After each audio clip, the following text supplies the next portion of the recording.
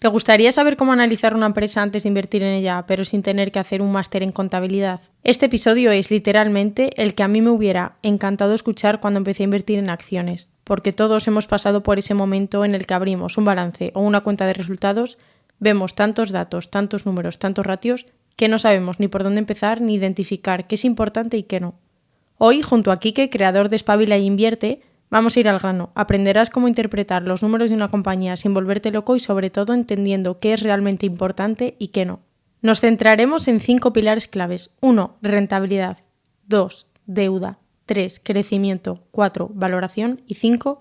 La fiabilidad del dividendo. Todo explicado con un lenguaje claro, de la calle y con ejemplos que cualquiera puede entender. Tanto si estás empezando como si ya llevas un tiempo invirtiendo y quieres dar un paso más, este episodio es para ti.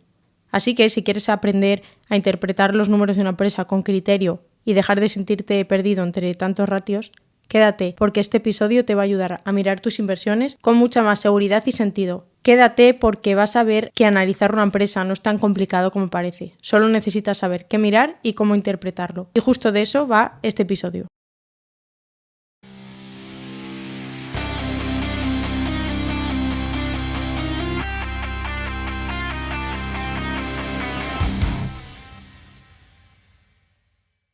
Antes de empezar, te cuento que este episodio va muy ligado al análisis de empresas, rentabilidad, deuda, crecimiento, valoración, y precisamente por eso Investing Pro encaja tan bien en este último patrocinio del año. Si quieres aprender a analizar empresas con criterio, Investing te pone todos estos ratios. ROE, ROIC, márgenes, deuda neta, EBITDA, free cash flow, múltiplos de valoración, ya calculados y hasta comparables por sector si quieres. Te ahorra tiempo, errores y búsquedas interminables. Es una manera muy práctica de aplicar todo lo que vamos a escuchar hoy, pero con datos reales y listos para usar.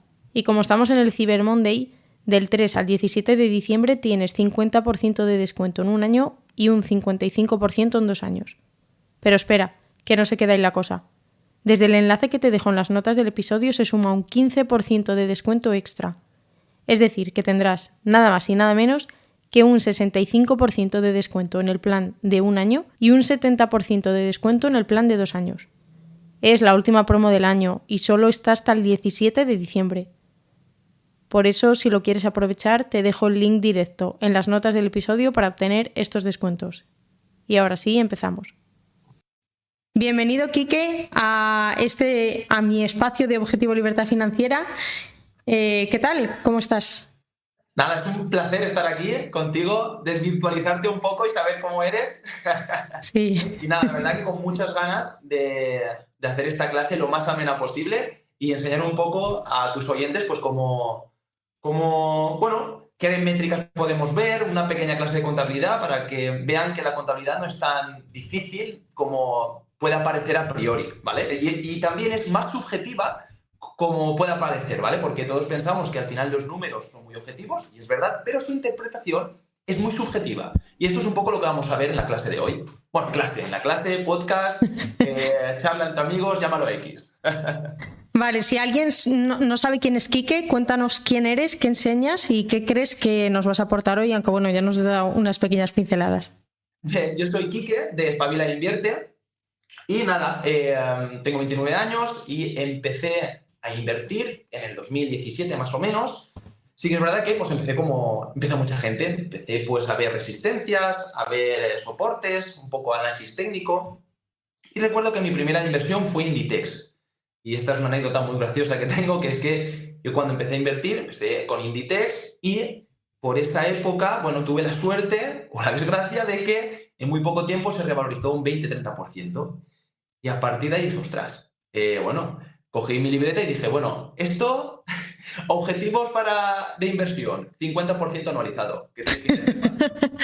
Y bueno, a partir de ahí me di más de un trompazo y nada, ya fue en 2020, 2019, 2020 cuando empecé a tomármelo más en serio. En 2019 cayó en mis manos un paso por delante de Wall Street y a partir de ahí ya empecé a hacerlo más serio, ¿no?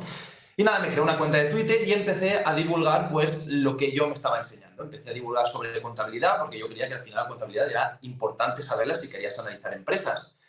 Y nada, a partir de ahí pues empecé, pues eso, con Twitter, enseñando contabilidad, bueno, dando mis opiniones y lo que yo aprendía, pues divulgándolo para que más gente lo pudiera ver. Y nada, y hasta el día de hoy, que ahora pues estoy en Twitter, en Instagram, en TikTok y estoy repartiendo por donde pueda. Vamos, que realmente aplicaste eso de que realmente como más se aprende y se interioriza conocimientos es enseñándolos, ¿no? Tal cual. Y estoy totalmente convencido. Es que es brutal eso, ¿eh? Sí, porque sientes como que tienes un deber con la gente a la que estás enseñando y dices, ostras, necesito tal, enseñarlo mejor o necesito tal. O te preguntan algo e investigas y yo creo que es la mejor forma de aprender. Tener alguien a quien enseñar. Y al final, como no sabes a quién, pues te creas una red social y enseñas a quien quiera aprender. Así es como lo veo. Tal cual, además nosotros que entramos en un nicho concreto, yo no sé tú, a ver, yo no recuerdo mucho mis inicios, pero realmente como que había ya una comunidad muy grande y muy concreta del nicho de finanzas, al menos en Twitter. Sí. En Twitter, en FinTweet, es la red social, vamos, por excelencia para hablar de finanzas. Y a la vista está porque... bueno, cuando yo hago publicaciones que son muy parecidas en Twitter o en Instagram o TikTok y se nota mucho el tema de el entendimiento que tiene la gente alrededor, ¿no? Tanto de una red social como de otra. Entonces, en Twitter, pues la gente, bueno, en X ahora, la gente sabe mucho más de inversiones y de finanzas que en otras redes sociales. Entonces, ahí es donde está el núcleo fuerte, digamos, de personas que divulgan finanzas. Vamos, una pequeña invitación para aquellas personas que nos estén escuchando y no tengan cuenta de Twitter, que se animen, que no todo es tan malo como pinta, sino que si te buscas tu espacio y tu nicho puedes aprender un montón. De hecho, yo todo lo que sé, la mayoría ha sido gracias a esa red social, o sea que eternamente agradecida. Tal cual, así es. Bueno, Quique, quiero empezar por lo más básico, ¿no? Vamos a dividir un poco el episodio y vamos a entrar ya en materia para intentar de una manera breve, sencilla, de forma clara y con un lenguaje de la calle, o sea que si yo lo voy a entender, cualquiera que lo esté escuchando lo va a entender, los aspectos cuantitativos de una empresa antes de invertir en ella, ¿no? Porque bueno, es muy bonito decir de invierte en acciones y tal, pero bueno, no es decir comprar lo que dice fulano o mengano y listo, oye, subió no sé qué acción, pues entro aquí, ¿no? O sea, hay que mirar una empresa antes de invertir en ella. Hoy nos vamos a centrar contigo en los aspectos cuantitativos, pero bueno, la parte cualitativa también es ultra importante, pero bueno, no podemos centrar el episodio de hoy en todo. Así que, llevado a la práctica, vamos a empezar por lo más básico, ¿vale?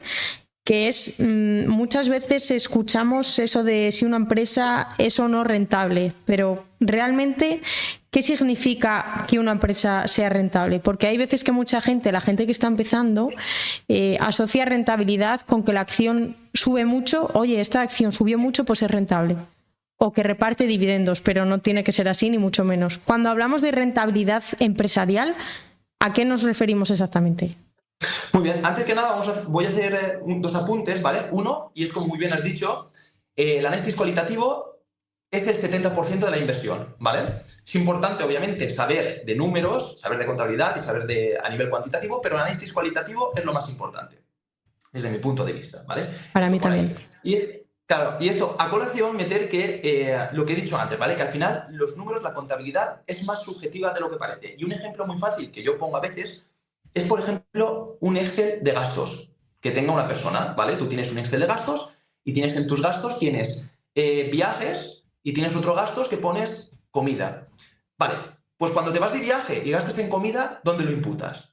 ¿En viajes o en comidas? Pues bueno, las empresas pueden hacer algo parecido y entonces, en función de los que más les conviene, pueden imputar ciertos gastos en unos sitios o en otros, ¿vale? Pues eso pasa con la contabilidad. Los números son objetivos, pero su interpretación es subjetiva. Bueno, una vez dicho esto, vamos a entrar ya en lo que habíamos dicho, ¿vale? Para que quedara bien claro. Bien, ¿qué significa, no, que una empresa sea rentable? Una empresa es rentable cuando gana más de lo que gasta. Simple y llanamente es esto. Algunos matices aquí. ¿Qué significa que gane más? No es la facturación, porque tú puedes facturar 1.000 y tener un beneficio neto de 100. Por lo tanto, no es la facturación. Incluso el beneficio neto también hay que tenerlo en cuenta, porque hay que ir con mucho ojo, ya que tú puedes tener, una empresa puede ganar dinero, o sea, puede vender, pero no cobrar, ¿vale? Por lo tanto, esto es algo a tener en cuenta también. Entonces, lo más importante siempre es ver el flujo de caja de la empresa, que es decir, los cobros y los pagos que ha tenido la empresa, ¿vale? No tanto las ventas y los gastos. Por lo dicho, porque tú puedes vender algo, pero no cobrarlo. Así que una empresa es rentable cuando tiene más dinero, cuando durante un año le ha entrado más dinero del que le ha salido. Ahí podemos decir, yo creo que sería una definición bastante adecuada de lo que es la rentabilidad. ¿Y eso llevado a la práctica, en qué valor lo ves reflejado? Correcto. Lo más importante, una métrica que hay que tener en cuenta sí o sí es el free cash flow, es decir, los flujos de caja de la empresa. Entonces, como he dicho antes, el beneficio neto está muy expuesto a artimañas contables. Entonces, es importante conocerlo, pero hay que tener en cuenta eso, que, pues, por ejemplo, un ingreso extraordinario porque han vendido un edificio y ¡pam! Y se puede imputar en el beneficio neto. Pero bueno, esto es algo que pasa una vez, no es algo que pasa de continuo, ¿vale? Entonces, siempre lo que hay que mirar es el free cash flow. ¿Y cómo calculamos el free cash flow? Bueno, tenemos varias fórmulas. La que más se utiliza a nivel de plataformas financieras es el cash from operations, es decir, el dinero de las operaciones menos el CAPEX de la empresa. Y ya si queremos ser más puritanos, hay otras fórmulas, como por ejemplo podría ser free cash flow es igual a EBITDA menos CAPEX de mantenimiento, menos intereses, menos impuestos, menos variación de working capital. Esto suena así suena un poco de jaleo, pero es algo sencillo de entender, simplemente seguir unas fórmulas. ¿Tú recomiendas a alguien que realmente se ponga a entender todas estas variables dentro de la fórmula o que se vaya a mirar en cualquier tipo de aplicación cómo va evolucionando el free cash flow y se olvide que es el CAPEX, que es el working capital? Muy buena pregunta. Yo considero que es importantísimo saber las variables de cada una. Hay que saber a qué te estás enfrentando, porque cuando, por ejemplo, un free cash flow aumenta o disminuye, tienes que saber por qué. Tienes que saber qué está dentro de esa fórmula. ¿Por qué? Porque, como he dicho, en las plataformas te dan un CAPEX que no es el mismo que el que tienes que coger tú. ¿Por qué? Porque en las plataformas te dan un CAPEX, digamos, muy general, que te meten tanto el CAPEX de mantenimiento como el CAPEX de inversión, de crecimiento, y el que tú necesitas saber únicamente es el de mantenimiento. Entonces, estos son pequeños matices que yo opino que sí que hay que saber para simplemente eso, para entender por qué un free cash flow determinado ha podido subir o ha podido bajar. Si hubiera alguien detrás que estuviera ahora pensando qué narices es el CAPEX, ¿cómo se lo explicarías de manera sencilla? Muy bien. El CAPEX es muy fácil. Simplemente es el gasto que tiene la empresa en mantener o comprar sus activos fijos, ¿vale? Por ejemplo, un activo fijo, ¿qué es? Un edificio. Pues bueno, el dinero que destina la empresa para que este edificio no se caiga a trozos cada 5 años por deterioro, ese dinero es el CAPEX.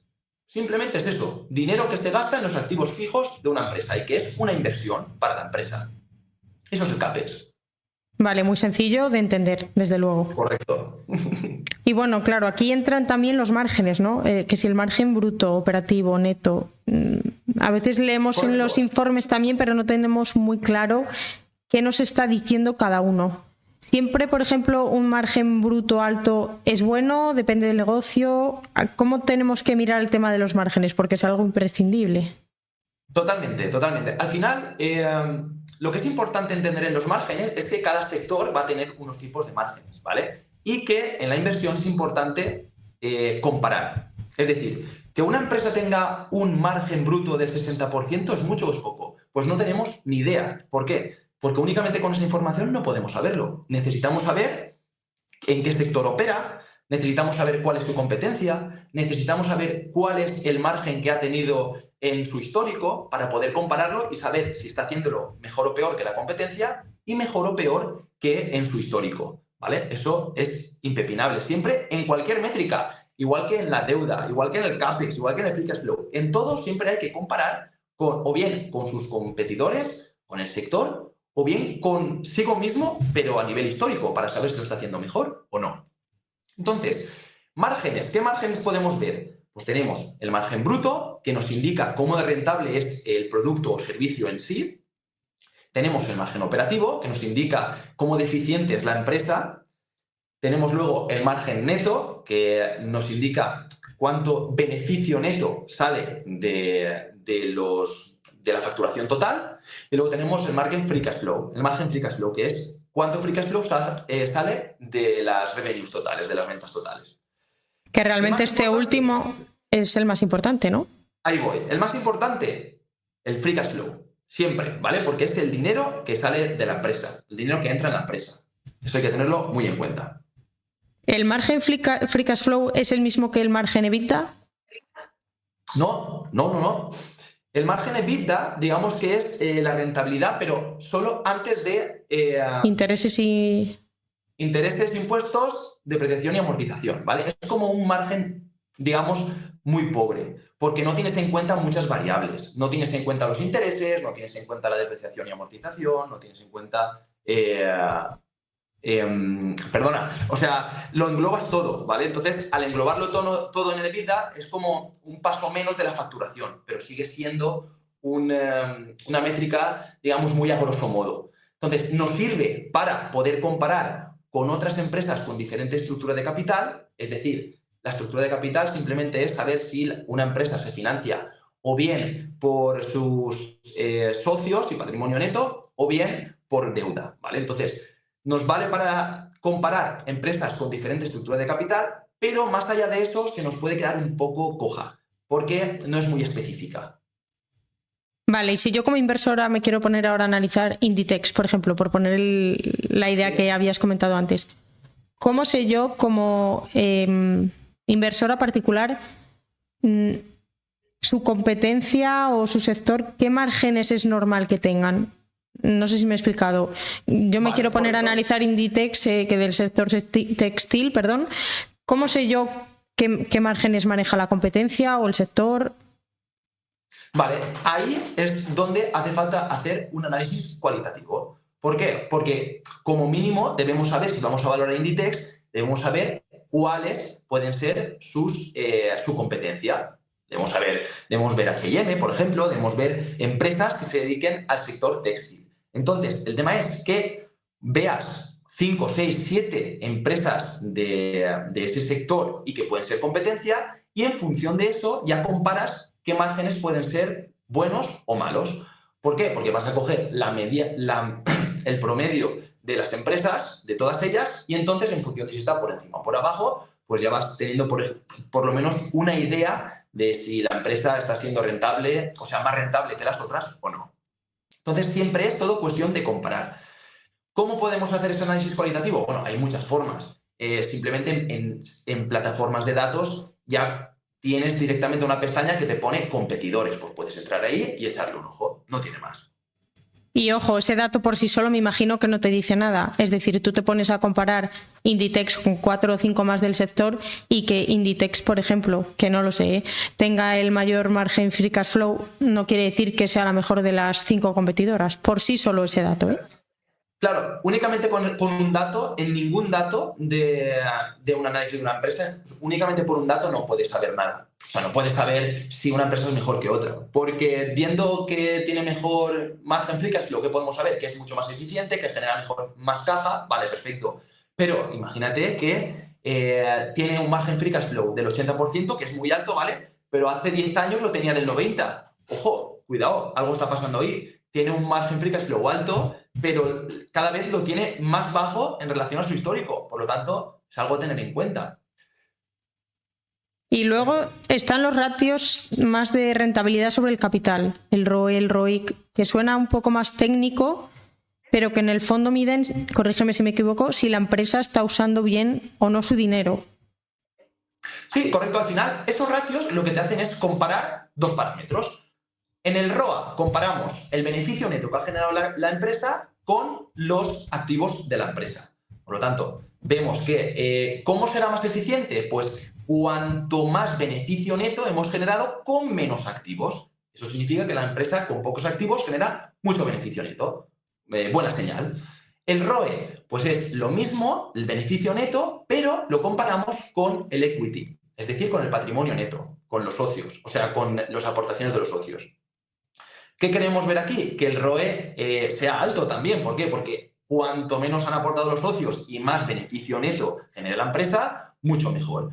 Pero en el ROE, por ejemplo, hay que ir con ojo, porque los ROEs altos muchas veces pueden estar falseados por la deuda. ¿Vale? ¿Qué significa esto? Significa que el ROE, cuando tú calculas el ROE, tú calculas el beneficio neto que ha salido tanto de la deuda como del patrimonio neto, ¿vale? Gracias a la deuda y gracias al patrimonio neto. Pero en el equity únicamente coges el equity, no coges la deuda. Por lo tanto, si las empresas tienen mucha deuda, pueden generar ROEs más altos de lo habitual. Entonces, cuando veas un ROE muy alto, tienes que ir con ojo también y tienes que investigarlo bien. ¿Qué es un ROE muy alto? Pues dependiendo del sector, estamos en las mismas. No podemos decir un ROE alto únicamente sin tener ningún tipo de comparable, porque necesitamos siempre tener competidores a los que decir, vale, en este sector un ROE es alto, en este no.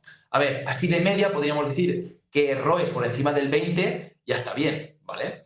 Pero habrá sectores que, por ejemplo, el sector software suele tener, en este caso ROIC muy alto también. Esta es otra, el ROIC. ¿Qué significa el ROIC? El ROIC es Return on Investment Capital. Esta métrica lo que nos indica es cuánto dinero es capaz de ganar la empresa por cada euro invertido, ¿vale? Tanto por el equity como por la deuda. Por lo tanto, esta es una de las métricas más importantes de rentabilidad, el ROIC. Es decir, Charlie Munger ya nos decía que las empresas que son capaces de mantener unos ROICs altos durante mucho tiempo. Bueno, esto, perdón, nos lo decía el libro que tengo aquí detrás, que es el pequeño libro que genera riqueza. Las empresas que son capaces de mantener los ROIs altos durante mucho tiempo nos indican que tienen una ventaja competitiva, ¿vale? ¿Por qué? Porque las otras empresas no son capaces de quitarle esa cuota de mercado o esa ventaja que tiene la empresa. Por lo tanto, los ROIs altos y sostenibles en el tiempo es indicativo de empresa de calidad. Como hemos dicho antes, no únicamente por el ROIC ya podemos saberlo todo, pero es un indicativo, una pata más para las empresas de calidad. ¿Y en cuanto al ROCE? Bien, el ROCE y el ROIC son muy parecidos. Hay inversores que incluso no los distinguen. Por lo tanto, no es algo importante. ROIC y ROCE es muy poco la diferencia que pueden tener entre ellos. Así que yo, por ejemplo, siempre utilizo el ROIC y el ROCE no lo suelo utilizar. O sea, de estos tres que hemos comentado, ROA, ROE y ROIC, realmente, si alguien quisiera poner el foco en uno, como más importante sería el ROIC. Correcto. ¿Qué pasa? Que, por ejemplo, el ROIC no puedes utilizarlo en financieras, ¿vale? ¿Por qué? Porque el ROIC parte del EBIT. ¿Y qué pasa? Que el EBIT, que significa beneficios antes de intereses e impuestos, no lo puedes tener en un banco. ¿Por qué? Porque el banco, el dinero que saca, sale de los intereses. Por lo tanto, antes de intereses, pues poco dinero tendrá, generalmente, ¿vale? Entonces, no puedes utilizar el ROIC en bancos, por ejemplo. Pero en casi cualquier empresa te vale utilizar los ROICs, ¿vale? Entonces, el ROIC es una métrica, sí o sí, que hay que estudiar para saber, pues eso, si una empresa es de calidad o... Bueno, no tiene por qué no ser de calidad, pero hay que tenerla en cuenta cuanto menos. Y en el sector bancario, entonces, ¿cómo mides la rentabilidad de una empresa? En el sector bancario tenemos el ROE y el ROA. En el sector bancario lo que ocurre es que, digamos que los activos que tienen están a valor de mercado. ¿Qué significa esto? Vale. En las empresas, por ejemplo, en Meta, tú cuando Meta compra un edificio, pues los activos se quedan conforme compraron el edificio. Si lo compraron a 1.000, pues vale 1.000, aunque ahora se haya revalorizado a 10.000, ¿vale? Pero en los bancos esto no pasa. En los activos, por ejemplo, un bono, si tú lo compraste a 1.000 y ahora está a 950, pues te lo imputan como 950. Por lo tanto, el ROA aquí es bastante importante en los bancos. Entonces, aparte de eso, hay algunas métricas también, algunos múltiplos, como por ejemplo el price to book, que es muy importante también en financieras. Entonces, una forma así rápida, bueno, de valorar, entre comillas, porque valorar rápido es cuanto menos... Peligroso. Dice mucho, pero valorar rápido no es, ¿vale? Siempre hay que investigar y hacer un análisis cualitativo. Pero bueno, hay algunas tablas que te comparan el ROA con... perdón, el ROE con el... me salta, que lo he dicho antes. El price to book. Entonces, ¿qué nos dicen? El price to book es el precio en relación con el valor en libros de la compañía. Explica esto en un lenguaje de la calle. Sí, el valor en libro de la compañía, el valor en libros es el patrimonio neto que tiene la compañía, ¿vale? Lo que vale la compañía, pero por su patrimonio neto. Entonces, pues cuando en estas tablas lo que nos dicen es que cuando el ROE, es que ahora no me acuerdo muy bien, pero el ROE creo que tenía que ser de un 15%, entonces podríamos ver que una empresa financiera con un price to book de 1,5 podría estar dentro, ¿vale? No sería cara. Entonces, el tema está, me explico. Si un price to book es mayor a 1, pues podría ser un poco caro en algunas situaciones. Pues entonces lo que hacemos es lo comparamos con el ROE y decimos, vale, un price to book de 1,5 es caro, podría ser que sí, pero si el ROE está en un 15 o en un 20%, buena señal. Pues entonces por ahí van los tiros. Siempre hay que comparar varios parámetros para poder sacar una conclusión. Vale, perfecto, entendido. Pasamos ahora a la parte que a veces da miedo, ¿no? La deuda. Porque una empresa has explicado que puede ser rentable, pero ojito con la deuda, que también lo hemos comentado, ¿no? Y puede complicar un poco las cosas. Vamos a pasar a la parte de salud financiera. Cuando hablamos de salud financiera, ¿de qué estamos hablando realmente? ¿Qué te dice a ti si una empresa, en cuanto a deuda o salud financiera, está sana o no? Porque una cosa es toda esta parte que hemos comentado, que si el free cash flow está a unos niveles razonables, si crece o no crece, los márgenes que pueda tener o este ROI que comentábamos.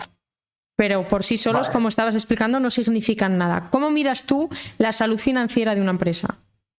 Vale, correcto. Vale, la salud financiera lo que nos mide, digamos que es la capacidad que tiene una empresa de hacer frente a sus obligaciones, ¿vale? Ahora bien, esto lo podemos medir de varias maneras. Hay ciertas métricas que nos pueden indicar si la salud financiera de una empresa es buena o mala, ¿vale? ¿Qué métricas son estas? Bueno, por ejemplo, 3 que son básicas. Uno es la deuda neta EBITDA, es decir, cuántas veces es capaz el EBITDA de la compañía de pagar la deuda neta que tiene la compañía, ¿vale? Ahora explicaremos después qué es la deuda neta. Vale. Luego tenemos los EBIT frente a los gastos financieros, que esto lo que significa es el EBIT de la empresa, es decir, el beneficio operativo de la empresa es capaz de suplir los intereses de la deuda. Si es así, buena señal. Y el ratio corriente, ¿vale? El current ratio, que simplemente es que los activos de corto plazo superen a los pasivos de corto plazo, ¿vale? Que esto también tiene algunos matices que ahora veremos. Bien, deuda neta EBITDA. Aquí lo que queremos ver, bueno, yo generalmente lo que me gusta ver es que sea menor a 2 veces. En el EBIT, gastos financieros, que sea mayor a 10 veces, es decir, que el EBIT pueda pagar los gastos financieros más de 10 veces, y luego que el ratio corriente sea mayor que 1, ¿vale? Por partes. ¿La deuda neta qué es? La deuda neta simplemente es coger la deuda que tiene la empresa y restarle el dinero que tiene la empresa para saber si la empresa tiene deuda o tiene más caja que deuda. Cuando la deuda neta es negativa, significa que la empresa tiene más dinero que deuda. Cuando es positiva, significa que tiene más deuda que dinero, ¿vale? Por lo tanto, deuda neta EBITDA, lo que queremos saber es que la empresa tenga menos de 2 veces. Es decir, que el EBITDA pueda pagar como mínimo 2 veces la deuda neta de la empresa. Esto por ahí.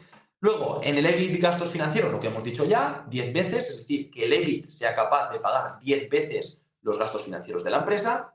Y luego el ratio corriente, el current ratio, que nos indica que los activos a corto plazo puedan pagar los pasivos a corto plazo. Pero aquí hay que tener algo en cuenta y, como siempre, hay que hacer un análisis un poco más cualitativo. ¿Por qué? Porque tú puedes tener unos activos a corto plazo que estén compuestos principalmente por inventario y unos pasivos a corto plazo que estén compuestos principalmente por deuda a corto plazo.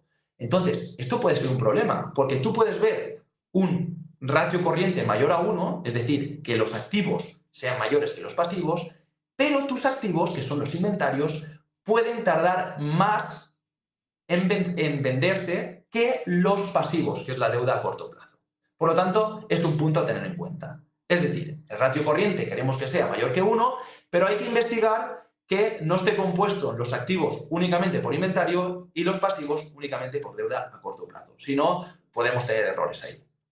¿Y esto luego realmente tú entras en el balance y lo ves en cada partida? ¿O cómo realmente ves si todo el activo está compuesto por inventario o...? Correcto. Entras en el balance y en el balance ya mismo te dan que tienes inventario, activos, dentro de los activos tienes pues inventarios, cuentas corrientes, dinero, cuentas de clientes, etcétera. Y en los pasivos ya te pone también que tienes pues, las cuentas con los proveedores, la deuda a corto plazo, etcétera. Entonces simplemente tienes que estar en el balance y en el balance ya te dicen cada uno de los ítems. Es fácil, no es algo complicado, ¿vale? Lo que pasa es que hay que entender qué es cada cosa. Perfecto, entendido.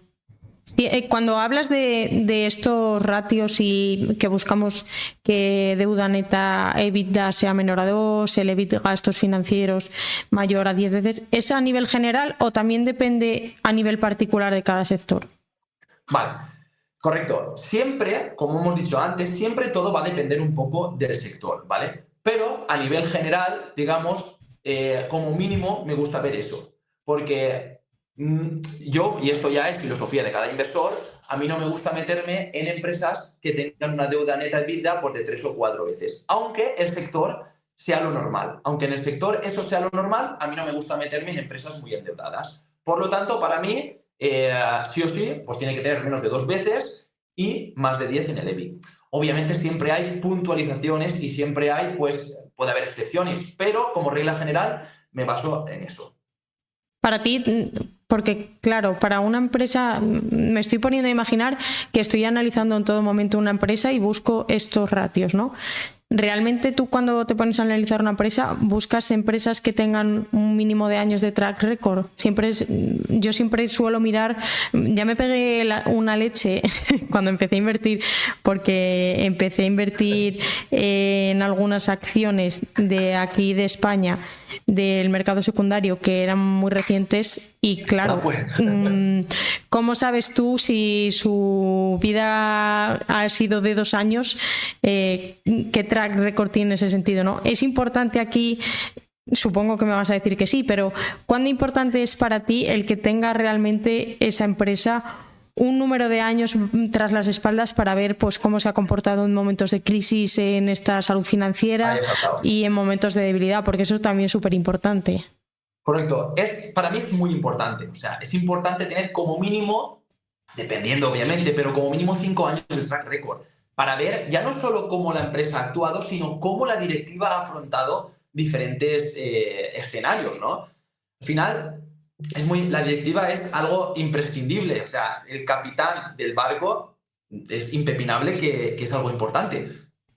Por lo tanto, está bien que durante mínimo 5 años estudiar las conference call de las empresas para ver qué han dicho la directiva, cómo ha afrontado los problemas, si lo que dicen lo cumplen, si dicen mentiras, si intentan engañar al inversor, etc. Entonces, aparte por el track record de la propia empresa, también necesitamos saber cómo actúa la directiva. Por lo tanto, invertir en empresas, en IPOs, en empresas que salen recientes, sí. Sí, correcto. Pues hay que ir con ojo porque, claro, generalmente no tienes algo detrás. Sí que es verdad que en algunas, pues, puedes acceder a los estados contables pues, de X años atrás. Si es así, pues bueno, tampoco podemos descartarlo 100%, porque si has podido acceder a los estados contables de 4 o 5 años atrás, pues bueno, ya tienes algo, ¿vale? Independientemente de que no haya cotizado en bolsa. Pero bueno, si no puedes acceder y no tienes acceso a los últimos mínimos 5 años de la empresa, a mí me parece jugársela un poco, porque vas un poco a ciegas. Totalmente. A mí me pasó como a ti cuando empezaste, que conseguiste esa rentabilidad de Inditex grande en poco tiempo. Claro, yo partimos de que empecé en mayo del 2020, entonces pues te puedes imaginar que todas mis acciones subieron un montón en el corto plazo. Y ahí fue en mi caso cuando dije, bueno, pues esta es la mía, voy a invertir en estas IPOs que comentamos. Nada, invertí realmente poquito, en 2 o 3, y ninguna de ellas, spoiler, salió bien. Bueno, es una lección aprendida y que ya no repetiré, pero bueno, me venía ahora muy bien ese ejemplo aquí, pues para ver que realmente ese track record es súper importante. Claro, y te digo una cosa, me parece en cierta manera, no imprescindible, pero importante también que, no tú, sino en general, a mí me pasó también, que te pegues un trompazo al principio, cuando estés comenzando. Totalmente. Cuando veas que las cosas te salen más o menos bien y te crees el rey del mambo, que te den un trompazo para darte, digamos, la dosis de humildad, ¿no? Y decir, vale, cuidado, aquí no hay que ir de chulo porque me las pueden dar bien dadas, ¿vale? Por lo tanto, eso es importante. Entonces, por eso, cuando he dicho lo de la rentabilidad de Inditex, no sé si he dicho que, claro, por suerte o por desgracia, porque claro, cuando empiezas, si ves que te está saliendo todo bien, te confías. Y Exacto. Si te confías, mal asunto. Siempre dosis de humildad en el mercado. Totalmente. Y aquí en el endeudamiento, ¿cómo es de importante el calendario de vencimientos y el tipo de interés al cual están pagando la deuda las compañías? Para saber si lo están pagando muy por encima de del tipo de interés actual del mercado, ¿no? ¿Eso realmente es tan importante como siempre se escucha?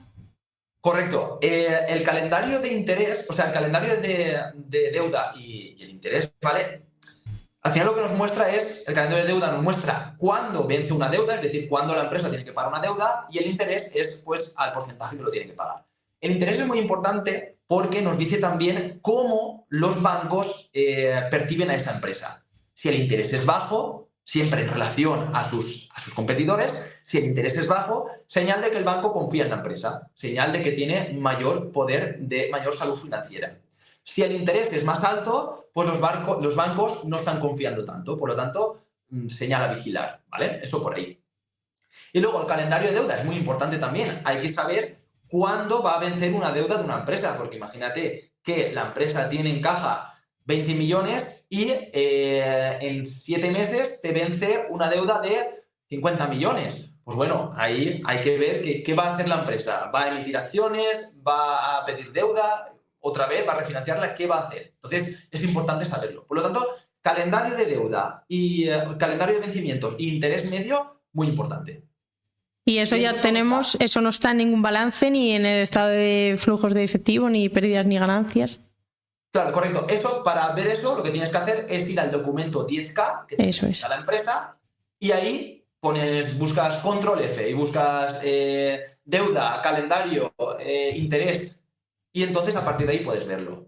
Al final, ya te digo, muchas cosas, no es que sea difícil, lo que pasa es que tienes que saber cómo encontrarlas, y esta es una de ellas. Vamos a pasar al crecimiento, si te parece bien. A todos nos gusta ver que una empresa crece, ¿no? Pero una vez más, y otra vez otra trampa al solitario, crecer no siempre es sinónimo de hacerlo bien. ¿Qué significa que una empresa realmente entonces crezca de manera sana o sostenible en el tiempo? Correcto. Bien, que una empresa crezca de forma sostenible o sana, ¿vale? Al final, el punto más importante es que crezca sin sacrificar en el largo plazo, ¿vale?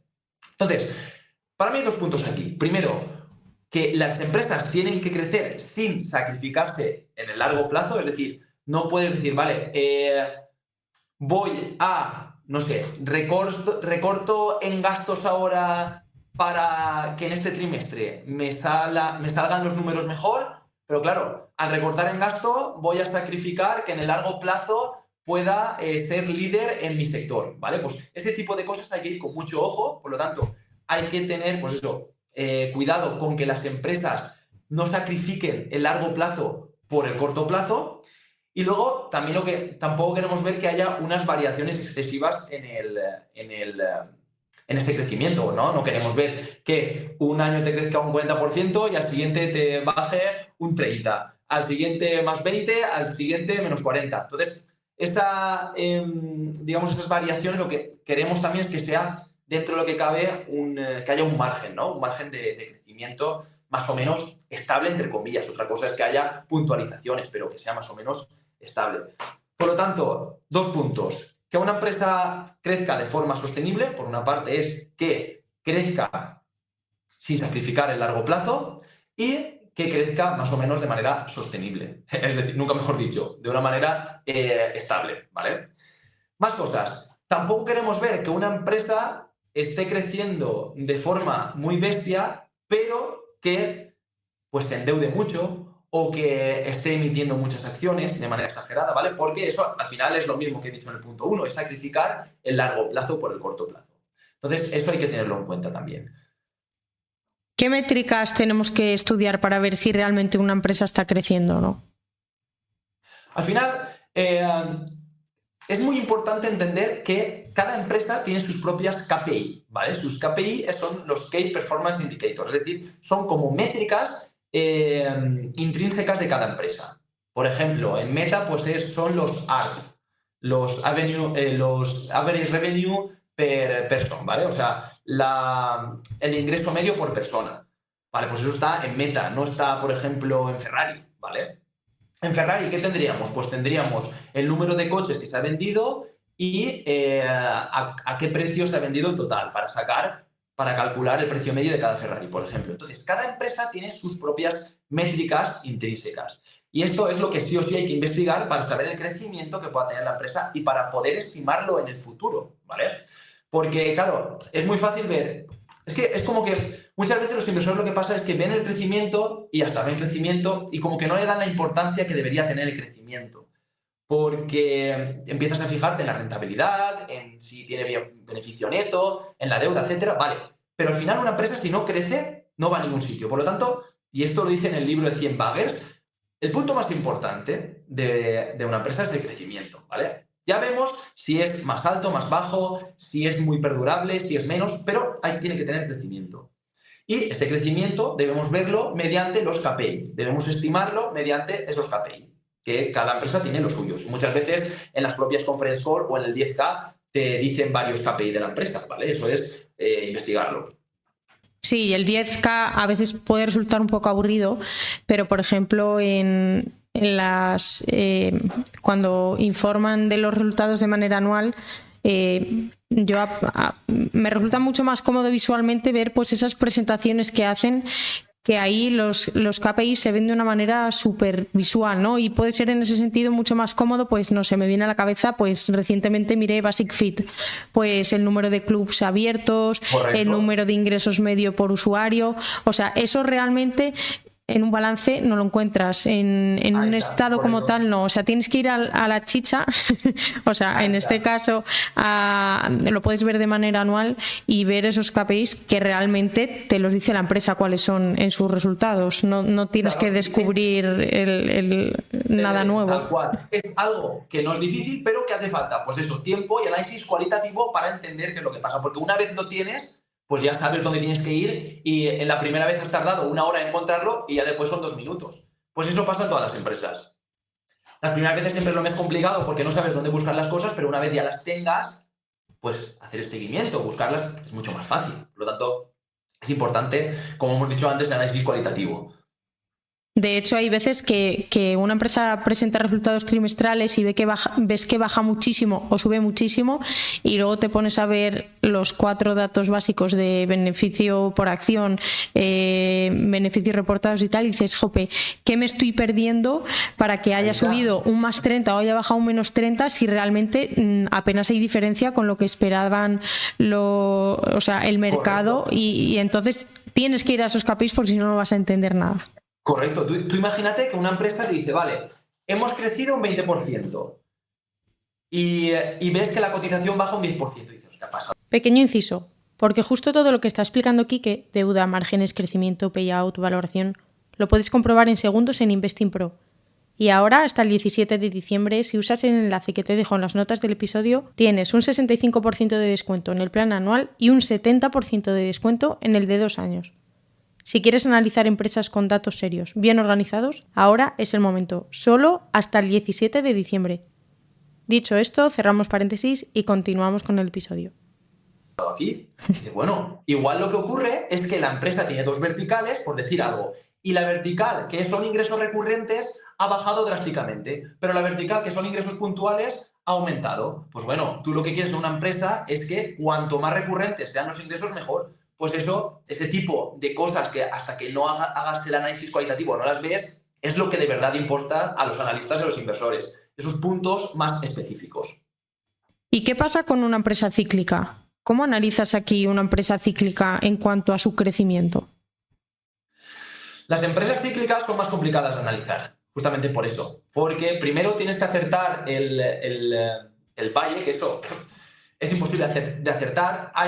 Pueden haber ciertos indicativos que puedan decirte X cosas dependiendo de la empresa y tal, pero es muy complicado. Entonces, al final lo que tienes que hacer es, otra vez, más de lo mismo. Comparar con sus competidores, sector, etcétera. Y tienes que ver cómo está yendo el sector en sí, porque al final generalmente es el sector el que es cíclico. Por lo tanto, si tú ves que el sector es cíclico, a partir de ahí vas a ver si las empresas que tú estás mirando están creciendo más, menos, qué tipo de verticales están haciendo, etcétera.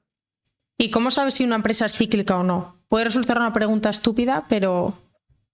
No es estúpida. Al final, una empresa cíclica es aquella que va muy de la mano con los ciclos económicos. Es decir, vamos a poner ejemplos. Empresa que no es cíclica o que es muy poco cíclica. Por ejemplo, Hermès. ¿Por qué? Porque los ricos, aunque haya crisis, pues van a seguir comprando. Empresas que sí que son cíclicas, pues empresas que tengan que ver por ejemplo, el retail es bastante cíclico también porque las personas van a comprar menos si hay crisis y van a comprar más cuando no hay crisis. Entonces, las empresas que no son cíclicas son las que son más resilientes, suelen estar vistas de mayor calidad. ¿Por qué? Porque ante crisis, no se ven tan afectadas por esos cambios macroeconómicos. Vale, entendido. O sea, para un inversor que está empezando a entrar en una cíclica, como que no. Yo, por mi parte, no lo haría. Yo no lo haría porque es más complicado, porque aparte tienes un factor más, aparte de los factores de la empresa en concreto, tienes el factor extrínseco macroeconómico que te va a afectar más de lo que te afectaría en una empresa que no es tan cíclica. Vale, y ahora te voy a lanzar la pregunta del millón que supongo que todos nos hacemos cuando analizamos una empresa. Hemos pasado a analizar la rentabilidad, si es o no rentable, si está o no endeudada, si crece o no. Pero ahora, ¿cómo saber si está cara o está barata? Porque puedes analizar una empresa buenísima. Claro, yo cuando empecé a invertir digo, ¡buah! Si es que me encanta, me flipa todo lo que hace, lo entiendo, los números me acompañan sin mirar la cotización, ¿eh? Pero claro, ¿cómo analizar si está cara o está barata o si nos acompaña en ese sentido el precio? ¿Cómo se valora una empresa de manera sencilla sin hacer unos modelos de la leche? Estratosféricos, sí. Vale, al final, para valorar una empresa, lo más importante de todo es estimar los flujos de caja futuros, ¿vale? Es decir, intentar saber cuál serán los flujos de caja futuro de la empresa. O sea, lo que va a ganar, ¿no? Claro, ¿qué va a ganar? Para ello necesitamos los KPIs que hemos dicho antes para saber el crecimiento que va a tener y a partir de ahí ya necesitamos un poco más, entrando en materia, pues qué márgenes puede tener, sobre todo eso, qué márgenes puede tener para a partir de ahí sacar tu modelo, ¿vale? Entonces, lo que necesitas saber para saber si una empresa está infravalorada o no es estimar su ganancia futura. Bien, ¿cómo hacemos esto? Porque una vez estimas la ganancia futura, tienes que ver si ahora te compensaría entrar o no para llegar a esta ganancia. Hay diferentes tipos de modelo de valoración. Tenemos el discounting cash flow, descuento de flujos de caja, tenemos la valoración por partes, la valoración por múltiplos, el reverse discounting cash flow. Bueno, al final, digamos, estos excels, estas plantillas de valoraciones, suelen ser... No es tan relevante que cojas una u otra, generalmente, hay casos concretos en que sí, pero generalmente no es tan relevante. Entonces, lo que tienes que saber es, punto 1, estimar los flujos de caja futuro. Una forma fácil que se hace generalmente al principio, ¿cómo es? Pues lo que puedes hacer es, como hemos dicho, como siempre estamos diciendo hasta ahora, comparar. Bien, una empresa que te está generando 1.000 y está cotizando a 10.000, ¿está cara o está barata? Pues no tienes ni idea. No tienes ni idea. Entonces, una cosa que puedes hacer es compararla con sus competidores o con su pasado, lo que hemos dicho antes. Entonces, si siempre ha estado cotizando entre 9.000 y 10.000 y ha estado generando 1.000, más o menos, pues entonces digamos que ha cotizado 10 veces más de lo que genera. Por lo tanto, si ahora está a 50 veces lo que genera, pues quizá dices, ostras, quizá está un poco cara. Igual no vale la pena entrar aquí. Pero si está generando 5 veces lo que generaba, pues entonces igual sí que está barata, ¿vale? En comparación. Por lo tanto, al final, lo que debemos ver, una forma fácil de hacerlo es, vale, yo cojo un múltiplo, ¿vale? Vamos a poner el P. Esto es muy básico, ¿vale? Pero bueno, para que la gente entienda. Vale. Cogemos el PER y decimos, vale, hoy la empresa está cotizando a un PER más bajo de lo que ha estado cotizando hasta ahora. ¿Esto es bueno o malo? ¿Está barata o no? Pues no lo sabemos.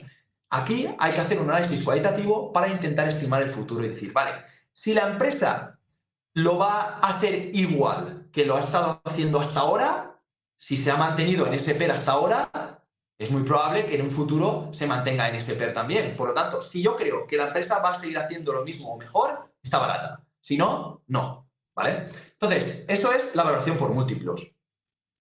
Luego, lo que tenemos también es el discounting cash flow, que es el descuento de flujos de caja, que al final es coger los flujos de caja futuros que tú estimas y te los traes al presente.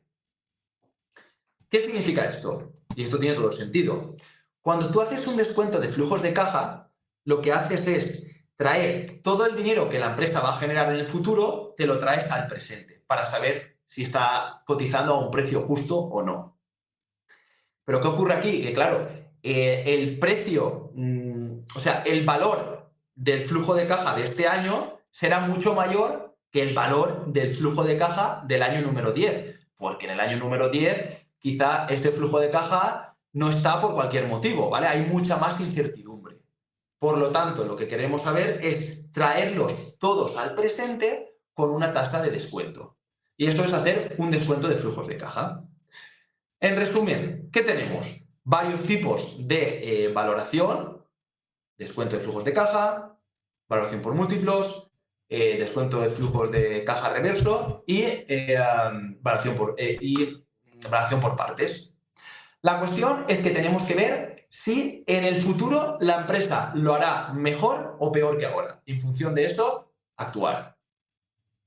He visto muchas veces alguna tabla de qué PER esperar de una acción en función de su nivel de crecimiento. No sé si esto es correcto o no. Es decir, por ejemplo, si una empresa con un nivel de crecimiento bajo, pero que es estable, tiene que estar pues entre 15 y 25 veces beneficio.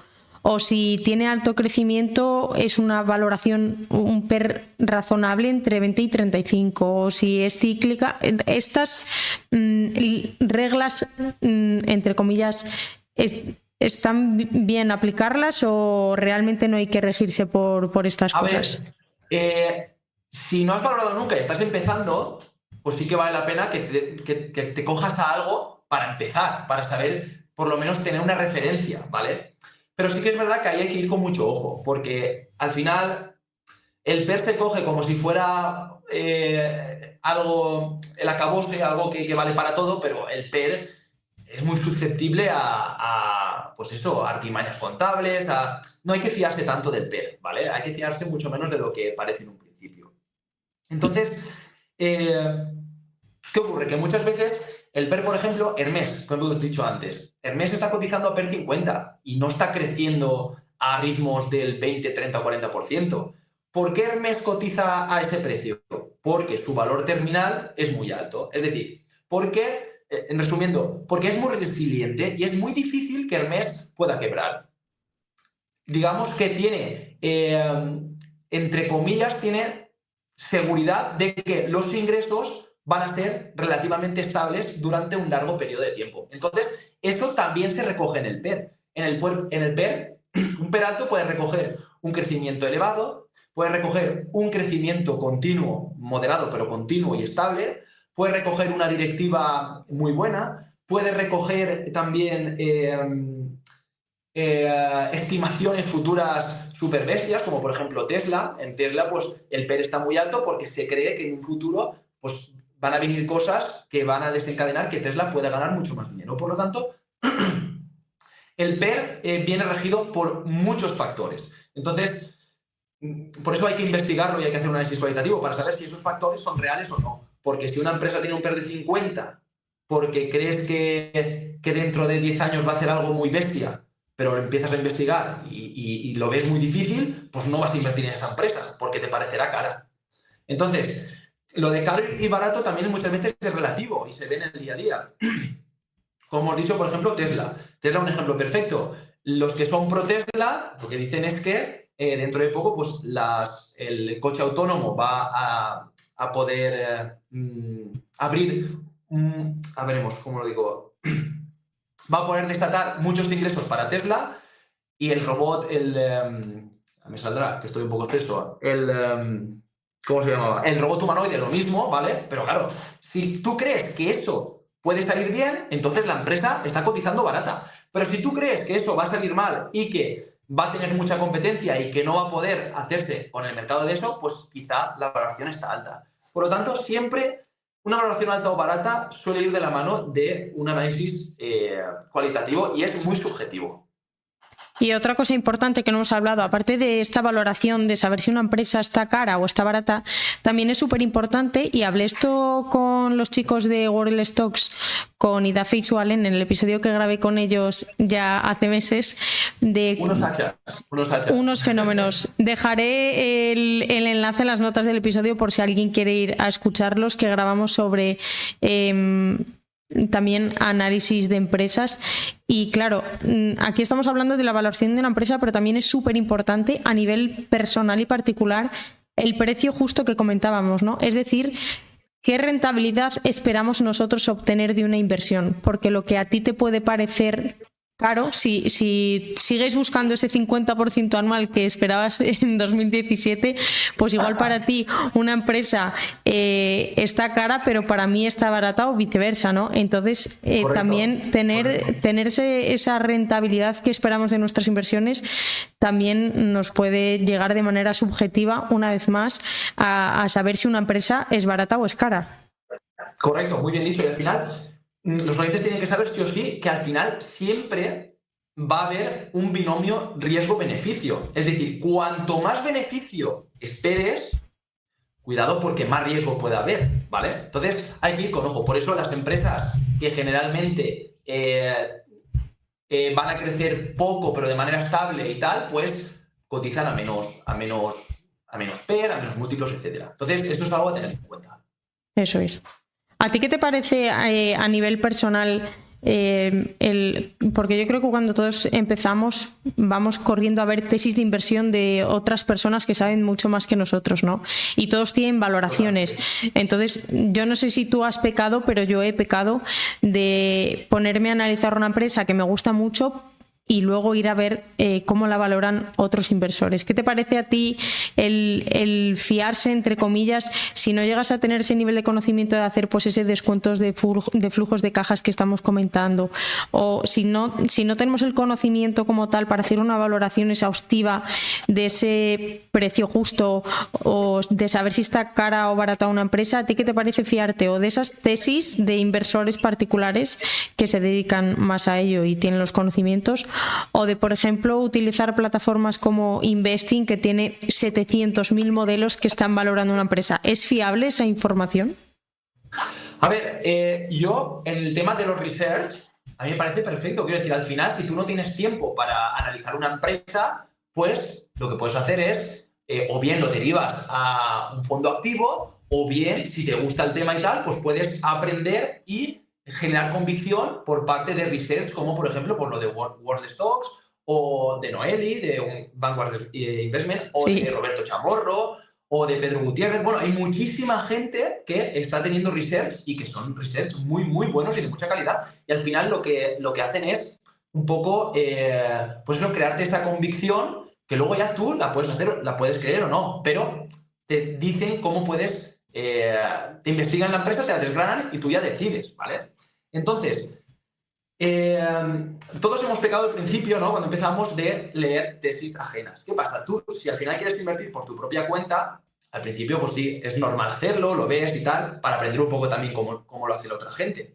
Pero sí que es verdad que después tampoco quieres estar sesgado. Por lo tanto, está bien verlo, pero cuando tú ya tengas tu opinión formada. Una vez tengas tu opinión, ves la otra opinión y ves si estás de acuerdo, si no, porque a veces, muchas veces, crees que algo está correcto y te parece súper bien y te sale alguien y te dice X y Z y dices, ostras, pues no había caído ahí, tienes toda la razón, voy a ver otra vez mi tesis.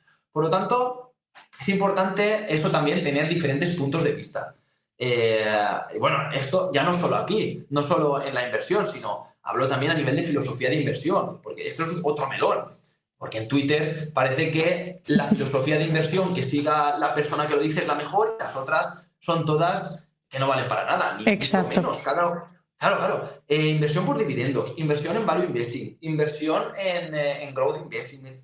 Ponle la etiqueta que quieras. Al final, lo que quieres es generar rentabilidad y cada uno está dispuesto a generar una rentabilidad en función de un riesgo. Si tú estás cómodo haciendo eso con esa filosofía, pues adelante. Nadie es nadie para decirte que estás haciéndolo bien o mal. Otra cosa es que, no, esto es más o menos óptimo a nivel, de eficiencia. Bueno, vale, pero yo estoy más cómodo aquí, ¿vale? Entonces, eso también es otro punto. Bueno, no sé por qué me he ido por ahí, pero era algo que imprescindible igualmente. Y ojo, puedes mezclar varias. Yo puedo tener tal cual. una aristócrata y de repente tengo un Tesla y luego tengo un indexado al MSCI como parte núcleo de mi cartera y luego puedo tener Bitcoin. O sea, tal cual, así es. Sí. El objetivo de la inversión es tener más patrimonio el día de mañana y lo podemos conseguir cada uno, pues lo dicho, lo que comentaste, cada uno en lo que más cómodo se encuentre y no es todo blanco o negro, que gusta mucho polarizar y que cada uno pues busque. Otro melón es si todo el mundo, es que lo he comentado yo hoy en Twitter, que no todo el mundo está preparado para invertir en acciones. Lo que comentamos, ¿no? Requiere de un análisis. Yo no sé por qué Noeli, que es un referente, diga que va a incorporar en cartera X empresa.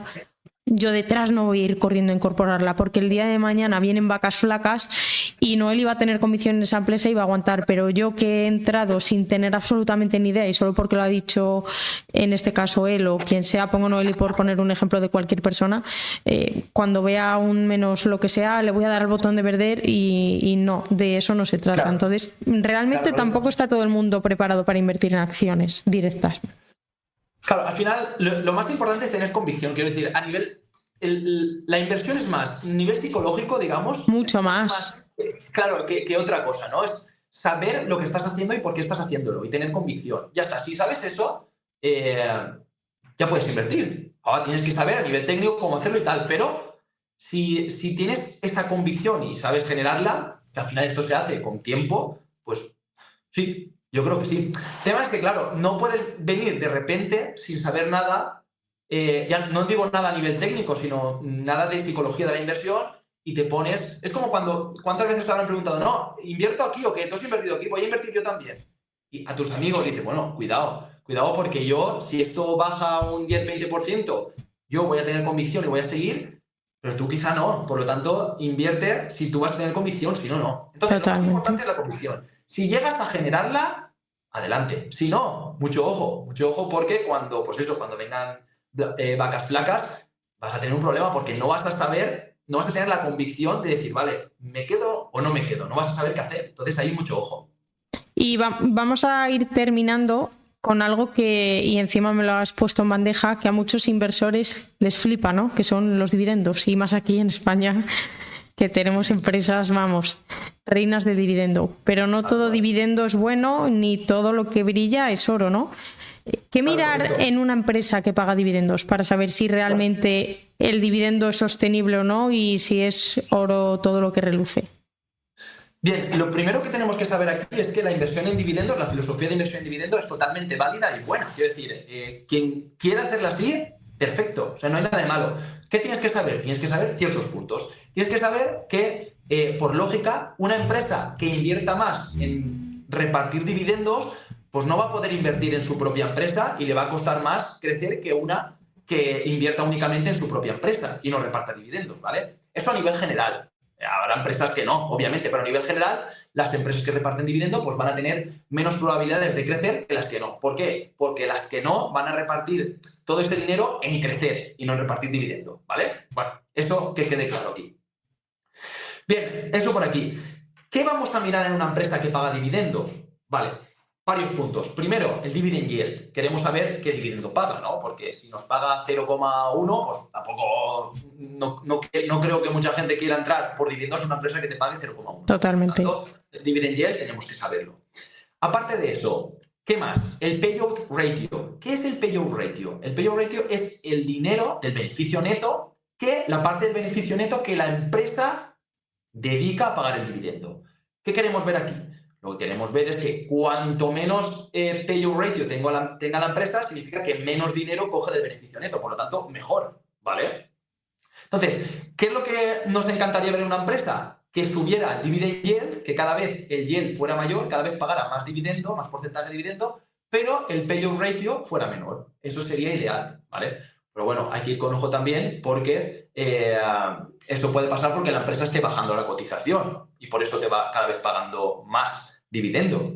Habría que investigar si es algo coyuntural o algo estructural. Si es algo coyuntural, perfecto. Si es un problema estructural, cuidado, ¿vale? Por lo tanto, tenemos el dividend yield y el payout ratio.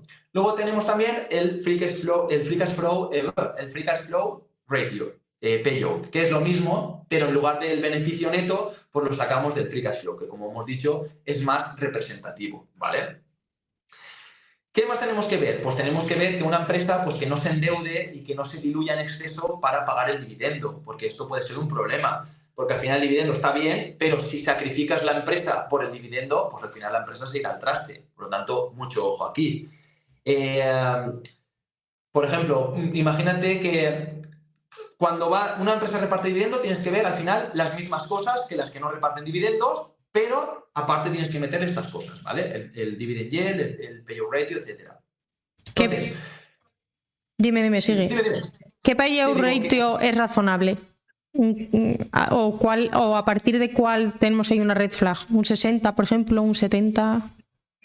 Estamos en las mismas. Depende también del sector, porque las tabacaleras reparten un payout ratio muy alto. ¿Por qué? Porque son bastante estables, tienen ingresos muy estables y no suele... Bueno, hasta ahora ya un poco más, pero hasta ahora no tenían ese tipo de problema. Entonces, el tema es que si la empresa es estable, cuanto más, digamos, predictibilidad tienes en los ingresos, más alto puede ser el payout porque sabes que vas a poder suplirlo, ¿vale? Pero bueno, sí, si nos pasamos de 60 a 70, pues ya hay que ir con ojo, hay que vigilar, ¿vale? No significa que sea mala la empresa, ni mucho menos, ni que pueda tener problemas, pero hay que vigilarlo, ¿vale? Hecho. Entonces, cuando una empresa reparte dividendo, necesitamos ver, por ejemplo, el free cash flow, ¿vale? ¿Por qué dices? Vale, porque si la empresa ha generado 10.000, o sea, 1.000 de free cash flow y te está repartiendo 800 de dividendo, dices, vale, lo ha cogido del free cash flow, perfecto, no hay problema, no se está endeudando, no está emitiendo acciones, vale, no hay problema. ¿El problema cuál es? El problema es si la empresa te genera 1.000 de free cash flow, te reparte 1.100 de dividendo y tiene 200 millones que le han salido de deuda y 100 que le han salido de emisión de acciones, ¿vale? Por lo tanto, hay tres puntos importantes. El free cash flow, la emisión de acciones y la deuda que ha puesto la empresa, ¿vale? Que ha cogido. Entonces, esto es lo que hay que ver para analizar si la empresa se está endeudando más de la cuenta y si está echando la empresa al garete o no, ¿vale? Entonces, eso hay que tenerlo en cuenta. Imprescindible esto que has comentado, vamos. Correcto. Importantísimo. Entonces, dividendo, ¿qué tenemos que ver? Tenemos que ver el dinero que ha generado por free cash flow, el dinero que la empresa ha generado por deuda, el dinero que ha generado por emisión de acciones y el dinero que reparten los dividendos. Entonces, con esas 4 variables, pues ya vamos a ver si la empresa está haciéndolo bien o no. Porque, a ver, tú puedes emitir acciones y tener deuda, pero si el free cash flow puede pagar con creces el dividendo, pues bueno, tampoco pasa nada, ¿vale? Al final lo que quieres que ver es que el dividendo no se coma más del free cash flow, porque entonces puede haber problemas. ¿Te suena de alguna empresa que hayas analizado que reparta dividendos y que te haya sorprendido que realmente se está endeudando para pagarlos? Si la respuesta es no, da igual, ¿eh? O sea, simplemente te pregunto por curiosidad. Que si ha habido alguna sí que te haya llamado la atención en cuanto a reparto y dividendos. Ahora mismo no me viene a la cabeza porque generalmente cuando haya empresas que tienen un dividendo excesivamente alto, no las suelo analizar. Sí, es como un poco una red flag. Sí, te entiendo. Sí, a ver, red flag. Tampoco red flag porque si lo analizas y quizá simplemente es pues, un dividendo extraordinario o cualquier cosa, pero cuando pasa del 7-8% de dividend yield, ahí puede pasar algo. O sea, hay que ir con ojo, hay que analizarlo muy a fondo. Entonces, mi filosofía tampoco es de momento meterle a empresas que generen mucho dividendo, porque yo lo que quiero es que las empresas reinviertan en sí mismas para que se vayan revalorizando, ¿vale? Por lo tanto, pues tampoco me he parado a investigar pues eso, este tipo de empresas que se pueden ir de madre con el dividendo.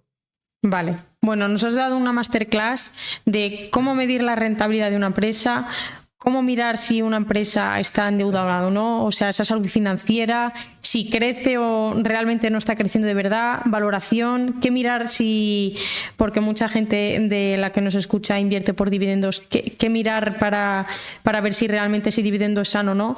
Y ahora voy a pasar a una ronda de preguntas rápidas, entre comillas, para conocerte un poquito más y irnos despidiendo. Si solo pudieras mirar una métrica o un valor antes de invertir en una empresa, ¿cuál sería y por qué? Solamente una, solo me puedes decir una. Vale, si solo puedo decir una, como he dicho antes, sería el crecimiento, porque una empresa, si no crece... Sí, pero el crecimiento no es una métrica o un valor. Necesito que te mojes y me digas el margen free cash flow. Complicado eso, complicada. O bueno, te dejo decirme dos si quieres. Me quedaría con el ROIC. El ROIC, vale, bien. Sí, quedamos con el ROIC. Venga, hecho. Te lanzo la segunda pregunta. ¿Qué ratio crees que la mayoría de los inversores sobrevalora? El PER, totalmente. Es lo que he comentado antes. El PER, al final, como el PER surge de la capitalización bursátil y del beneficio neto, el beneficio neto está expuesto a muchas artimañas contables. O sea, es fácil hacer un beneficio neto mayor de lo que en verdad ha hecho la empresa, ¿vale? Por lo tanto, hay que ir con ojo con esto. El PER está más sobrevalorado de lo que en realidad te pueda decir, ¿vale? Entonces, ahí cuidado. Y ahora todo lo contrario. ¿Qué ratio crees que casi nadie mira y que para ti es imprescindible? Me quedaría con el EV Free Cash Flow. Enterprise Value Free Cash Flow. ¿Por qué? Porque en Enterprise Value Free Cash Flow tienes, digamos, el valor más próximo de la empresa, que es la capitalización bursátil, pero con la deuda neta incluida, y tienes la métrica de rentabilidad más pura, que es el Free Cash Flow. Por lo tanto, si tuviera que quedarme, pues eso, no, o sea, un ratio que no se ve tanto es el EV Free Cash Flow, pero te explico por qué. Porque en las plataformas, yo me cogería el Enterprise Value Free Cash Flow, pero el que calculo yo, el que tiene, claro, el Free Cash Flow que he dicho antes, el EBITDA, menos CAPEX de mantenimiento, menos intereses, menos impuestos, menos variación de working capital. Porque en las plataformas te dan el CFO, el Cash From Operation, menos el CAPEX para el Free Cash Flow. Entonces ahí también se me queda un poco cojo. Por lo tanto, EV Free Cash Flow, pero el que está más, digamos, el que es más específico. Vale, ahora te voy a preguntar algo más personal. Yo te conté uno de mis mayores errores, entre comillas, pero bueno, lo considero un aprendizaje, que es cuando empecé a invertir, tenía unas empresas con bastante rentabilidad y me metí en estas empresas de reciente creación. En tu caso, ¿cuál fue el mayor error analizando una empresa? ¿Algo que pasaste totalmente por alto o que dijiste, buah, es que esto ya no me vuelve a pasar nunca más? Sí, el error más grande que diría yo que he tenido hasta ahora sería el de coger es un sesgo que no me acuerdo ahora, un sesgo cognitivo que no me acuerdo cómo se decía, pero te quedas con el primer dato que ves. Entonces, si es bueno, te quedas con ese dato y todos los demás datos que te vienen detrás, como que le restas un poco de importancia. Y esto me pasó con Quistos. Con Quistos, que era una empresa me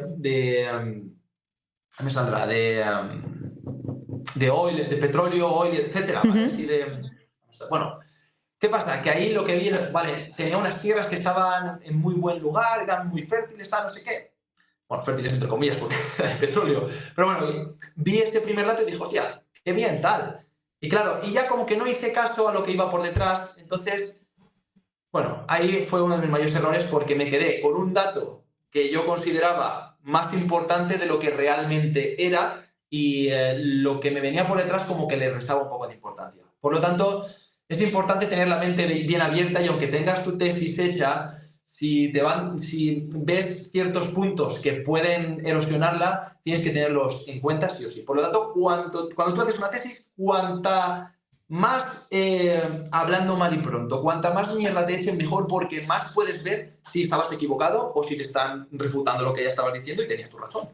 Bueno, eso es buenísimo, ¿eh? Y encima es que lo he escuchado muchísimo. Siempre leer contratesis o gente que está en contra total de la empresa de la que te estás enamorando, entre comillas, ¿no? Pues para ver al final esos puntos débiles y hacerte, una vez más, replantearte, hacerte preguntas, que al fin y al cabo esa es la idea. Totalmente. Vale, te lanzo otra. ¿Qué empresa desconocida, entre comillas, te sorprendió para bien cuando te pusiste a analizarla? ¿Alguna que no conocía a nadie y que te pusiste a verla y dijiste, ¡buah, aquí hay una joya! Si es que hay alguna. Claro, ahí voy. Yo soy una persona simple, ¿vale? Y me gusta hacer las cosas simples. Entonces, yo no suelo abogar por la originalidad de la inversión. Es decir, ser más original en la inversión y buscar las empresas más raras no te va a repercutir en mayor beneficio, ¿vale? En mayor rentabilidad. Por lo tanto, no soy de buscar empresas, pues esto, desconocidas o raras, ¿vale? Entonces, no tendría ninguna así que sea excesivamente rara que haya investigado. ¿Cuál podría decir? Bien, alguna que podría decir, igual, cuando se empezó a nombrar The Italian Sea Group, la empresa de yates, pues claro, ahí al principio no se sabía tanto y tal, y empecé a investigar un poco y me gustó pues que se hicieran esloras de 100 metros y tal, y digo, hostia, puede ser el moat, la ventaja competitiva de esta empresa, que puede hacer estos barcos tan grandes y tal. Y pues podría ser que me sorprendió para bien esa empresa por eso, porque no la esperaba así, Pero también es verdad que luego me sorprendió para mal, con ciertos puntos, porque, claro, me sorprendió para bien y luego la directiva me sorprendió para mal, pues eso, primero en un problema que tuvieron de un barco que se llamó el Bayesian, que se hundió y como que la directiva, como claro, tú eres una empresa de lujo, tú no puedes echar balones fuera. Claro, balones, ya no, incluso como culpar a la propia tripulación, dices, hombre, no puedes hacer esto así. No creo que abordó bien esa crisis, no creo que la abordara bien. Eso por ahí. Y luego, pero ahí aún dije, vale, bandera amarilla, naranja, pero bueno. Pero lo que no me gustó nada es que en una conference call nos dijeran que ya tenían un superyate vendido y que iban a generar ya revenues dentro de poco, y ese yate nunca llegó y no dieron explicaciones al respecto, y como que a mí me dio la impresión que me mintieron en mi cara y ya dije, no, pues no, esto no. Entonces, la misma empresa que me ha sorprendido para bien, me ha sorprendido para mal. De hecho, eso es una señal de lo que llevamos comentando todo el episodio, ¿no? Que realmente te pones a analizarla y te flipa, pero luego en las conference call y en cosas igual más intangibles o subjetivas es hacia donde te encamina, ¿no? De hecho, creo que ahora está bastante castigada en bolsa.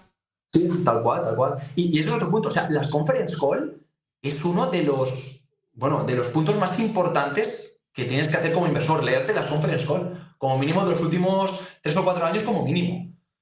Porque ahí vas a ver esto, vas a ver si la directiva cumple lo que dice, vas a ver si se mofa de los inversores, vas a ver si, qué impresiones tiene la directiva, qué guidance dan, etcétera. O sea, tienes mucho que ver en las conference call. Lo que pasa que, Claro, la gente no las lee porque para la gente pues, es un pateo leerlas, porque igual tienes que estar una hora ahí leyendo. Pero al final, la inversión no se trata de números, se trata de leer. Es que es leer casi todo. Casi todo el tiempo que tienes que invertir cuando alguien dice, no, a mí una tesis me lleva 50, 60, 70, 80 horas.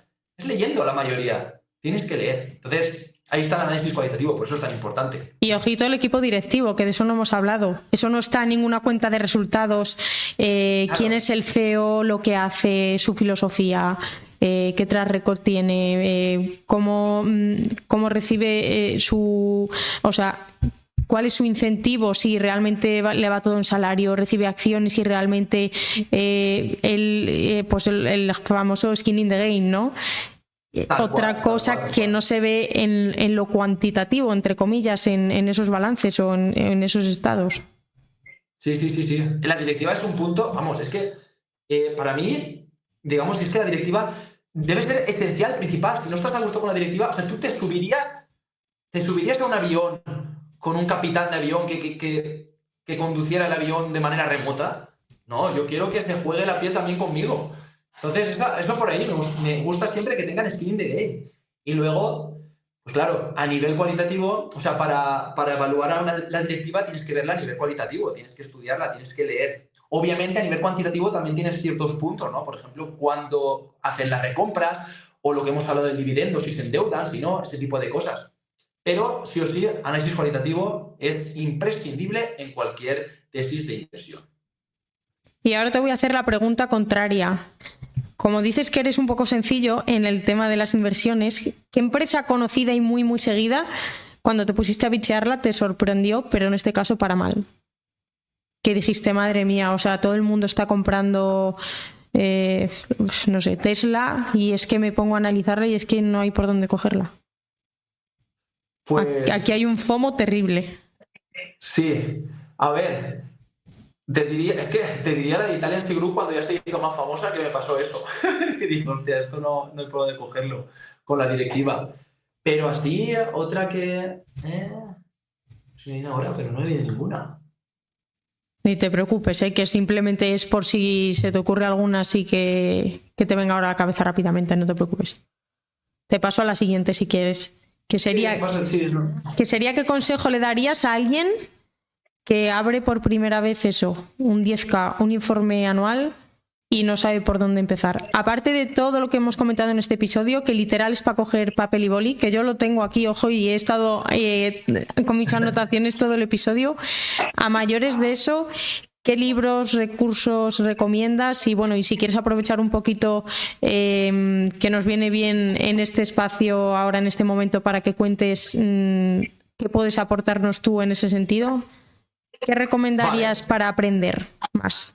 A ver, lo primero que tienen que saber la gente que nos está escuchando es que no hace falta pagar para aprender a analizar empresas, ¿vale? En Internet está todo.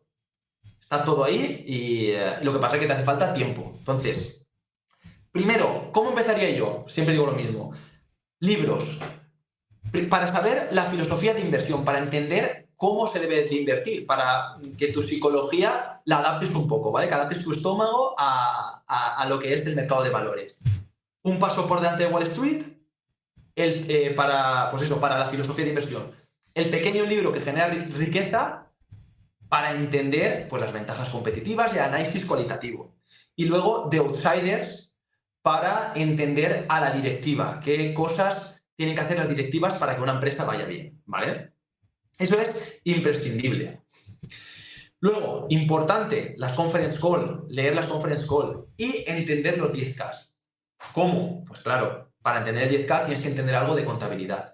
Entonces, yo siempre he abogado por... yo aprendí haciendo el curso de invertir desde cero. Uh-huh. He hecho he hecho el de Kim Abril, he hecho varios. Entonces, el curso lo bueno que tiene es que te lo resume todo y te quita la paja. Pero bueno, que ya te digo que para empezar a invertir no te hace falta pagar nada, ¿vale? Eso por ahí. Entonces, cosas que puedo aportar yo. Yo he hecho un curso también mío para enseñar a la gente a cómo poder invertir. A valorar empresas, a análisis cualitativo, cuantitativo, psicología de inversión, etcétera, ¿vale? Ojo, que aquí quiero aclarar una cosa antes de que sigas.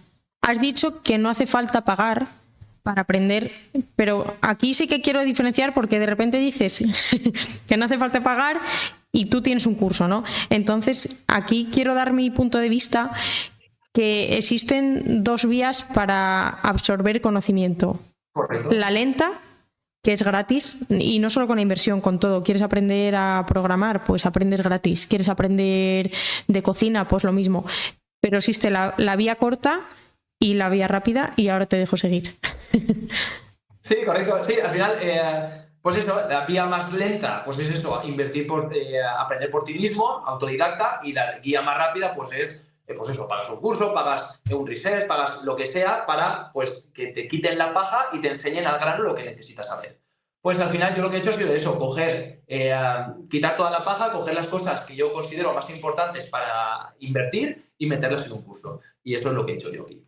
Entonces, pues eso, ¿cómo aprender? Pues con libros, con cursos, leyendo research, leyendo 10K, leyendo las conference call. Y sí o sí tienes que entrar al mercado y tienes que darte de bruces con la realidad. Aunque eso pues al principio pues no le gusta a nadie, ¿no? Empieza y dices, hostia, ¿qué está pasando aquí? Cuando te da el vértigo en el estómago, cuando te cae una acción un 20 o un 30%. Pero bueno, al final eso te ayuda a crear convicción y de cara al futuro, pues ser un mejor inversor.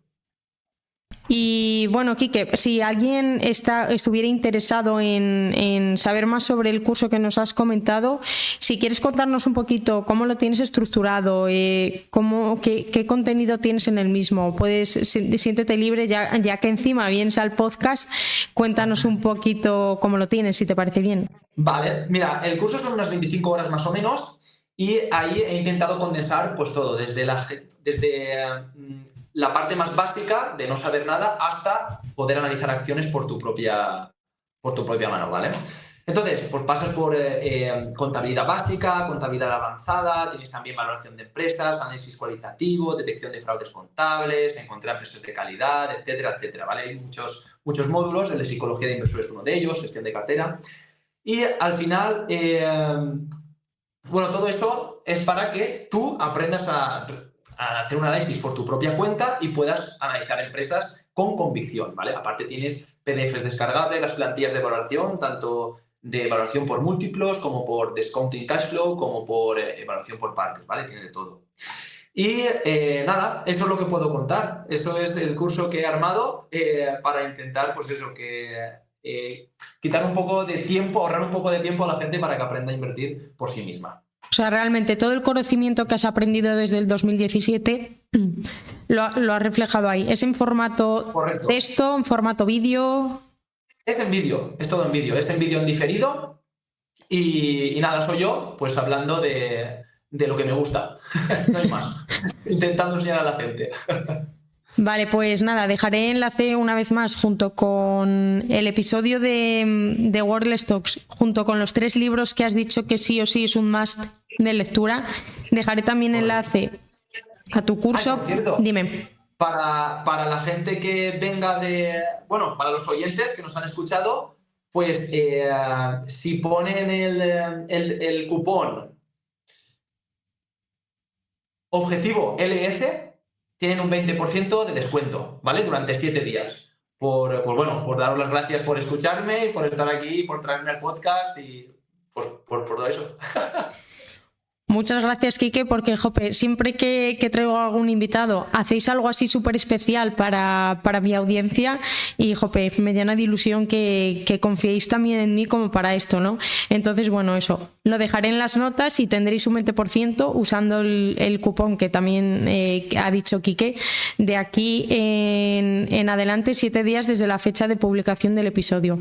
Y bueno, te voy a lanzar la última pregunta y yo creo que es la más esperada, que es ¿en qué invierte Quique?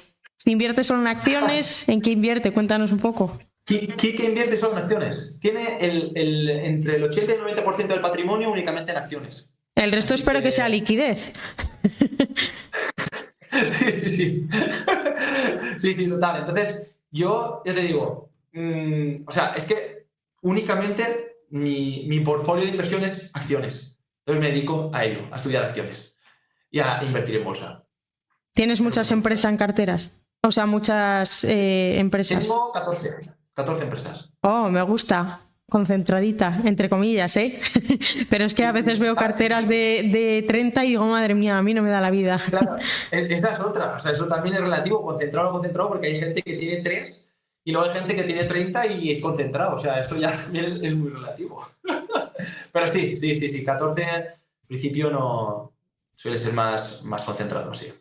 ¿Pesos en cartera los controlas? ¿Sueles recortar la que se te revaloriza un montón porque te ocupa de repente un 14% en cartera? ¿O cómo lo haces? Suelo dejar que las flores crezcan.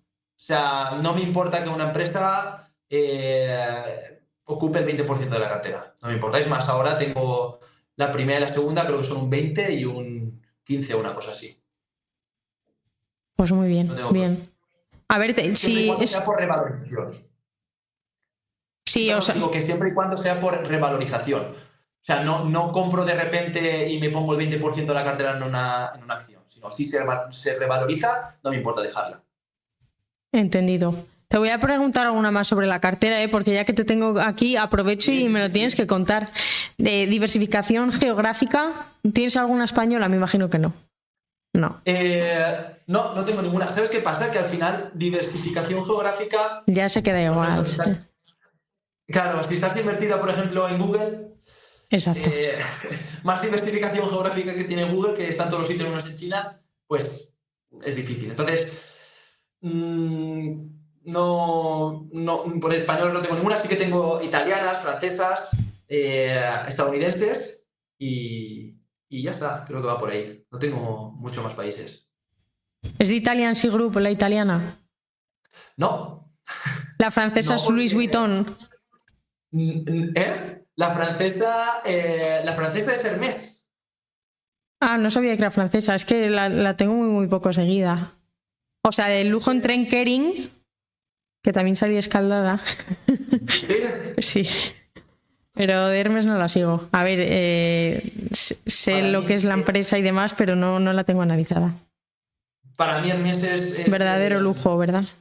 Sí, el sumum del lujo. O sea, sí, para mí. Yo, sí, y esto, claro, es que esto no está bien decirlo, porque parece una recomendación, ni mucho menos una recomendación. O sea, pero yo, si me tuviera que quedar con una empresa de por vida, yo sería Hermès. Porque, y esto lo dije ya en Instagram, en algún post, porque disruptear el lujo es muy complicado. No es como, por ejemplo, una tecnológica, que disruptearla pues puede ser más fácil, entre comillas, ¿no?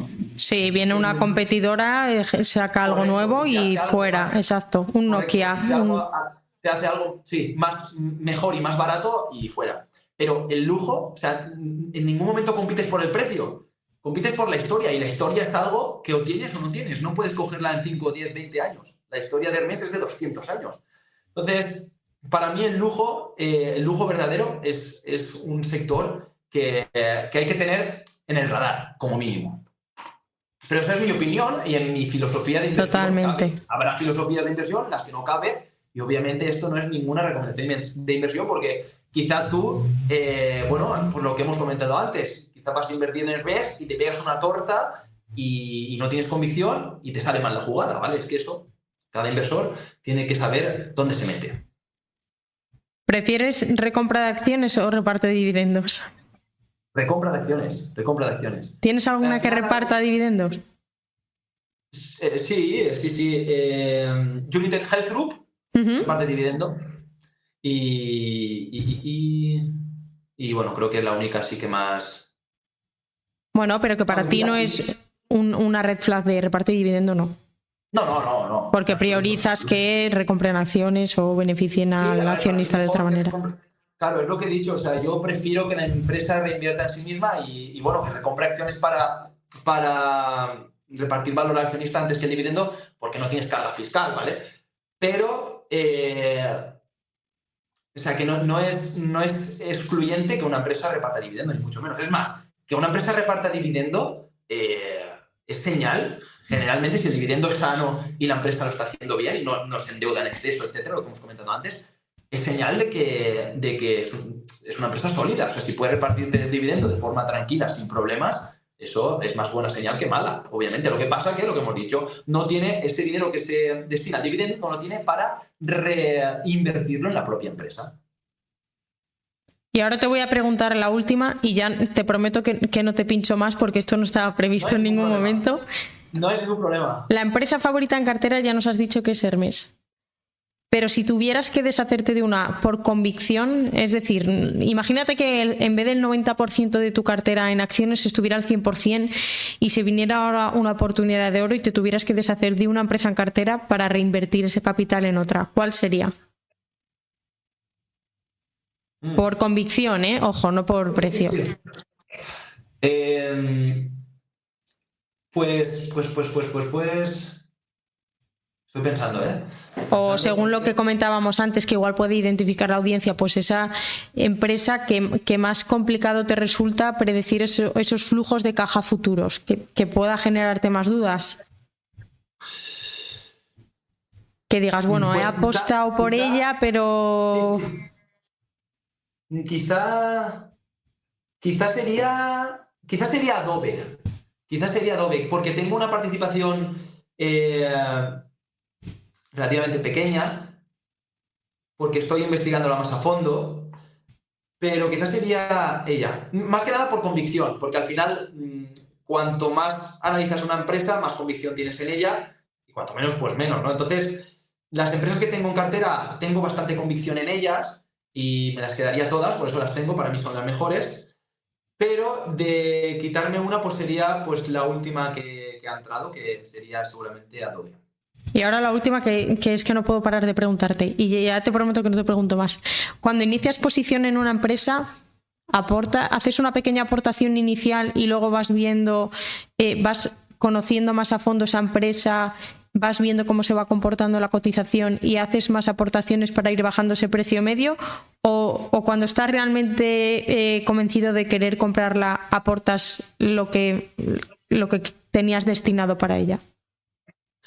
Normalmente intento repartirlo nunca meto todo de una. Vale. Aunque esté muy convencido de la empresa, nunca lo meto, más que nada por la volatilidad intrínseca del mercado. O sea, pero si tengo destinado X dinero, generalmente meto el X, aunque suba y aunque baje en los siguientes pues, 1, 2 o 3 meses, ¿vale? Dependiendo, ¿vale? Es decir, el dinero destinado es para ellas, pero lo hago en un intervalo. ¿Por qué? Pues, a ver, tampoco es necesario, bueno, sin más, yo estoy más tranquilo así. Reparto un poco ese riesgo de que puedas meter todo de una y que te pueda pues, o caer o subir excesivamente. Aunque también te digo una cosa, si inviertes para largo plazo, tampoco te debería importar tanto esto, ¿vale? Porque al final tú lo metes y si estás mirando para 10 años vista, tampoco pasa nada que tengas un 10% más abajo o un 10% más arriba cuando lo hayas comprado, ¿vale? Pero bueno, pues a nivel psicológico me es más fácil hacerlo así. Exacto, esto es muy importante, ¿no? Y si no recuerdo mal, hablaba de Joshua Lem, que no sé, fue IDAFE, que no sé en qué empresa es exactamente ahora mismo, que por afinar pues bueno, voy a esperar a que baje a Microsoft, ¿no? Sí, es Microsoft. Voy a esperar a que baje a tal, espero y al final se la perdió, ¿no? Y realmente la moraleja era de, jolín, si voy a invertir a largo plazo 10, 20 años en esta empresa, ¿qué más me da comprarla a 220 o a 200 o es por poner un ejemplo de un valor? Totalmente, ¿ves? Este pensamiento es el que a mí me llevó a invertir en Hermès. Porque Hermès era una empresa que yo siempre tenía, me encantaba, pero siempre decía, ostras, es que está a PER 40, PER 50. Pero es que digo, joder, si quiero la empresa y la quiero para 20 años, es que se pase 3 o 4 años en el mismo precio, plana o incluso baje, tampoco me importa tanto. Sí, todo el mundo de luego te puede decir, no, el coste de oportunidad. Pero el coste de oportunidad, eso es muy fácil decirlo. A todo pasado todos somos manolete. No, el coste de oportunidad de X, claro. Esto lo puedes decir de cualquier inversión, hagas lo que hagas. Entonces, el coste de oportunidad es que cuando la gente oiga coste de oportunidad también que lo coja con pinzas. Porque es muy fácil decirlo, pero a la hora de la verdad, nadie tiene una bola de cristal y es adivino, ¿vale? Para saber cuál es el coste de oportunidad de algo. Entonces, eso hay que tenerlo en cuenta también. Vale, pues nada, Kike, hasta aquí. No te pincho más, no te hago más preguntas. Gracias por venir, por aportar tantísimo valor. Lo dicho, creo que es un episodio de papel y boli y tenemos un montón de recursos en las notas del episodio para seguir aprendiendo.